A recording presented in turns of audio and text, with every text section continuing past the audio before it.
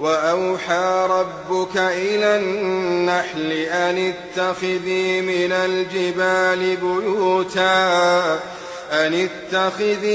الجبال بيوتا ومن الشجر ومما يعرشون ثم كلي من كل الثمرات فاسلكي سبل ربك ذللا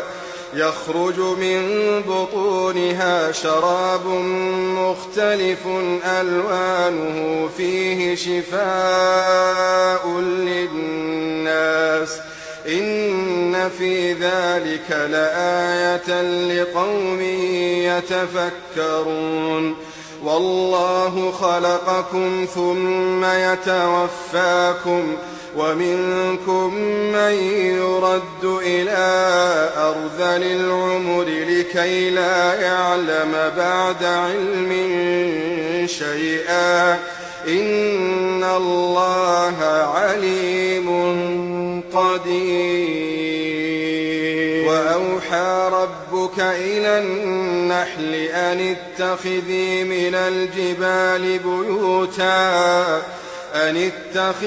من الجبال بيوتا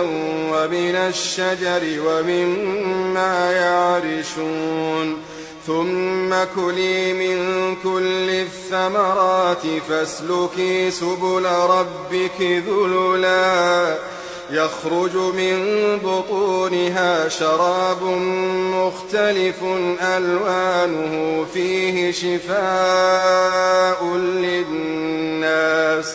إن في ذلك لآية لقوم يتفكرون والله خلقكم ثم يتوفاكم ومنكم من يرد إلى أرذل العمر لكي لا يعلم بعد علم شيئا إن الله عليم قدير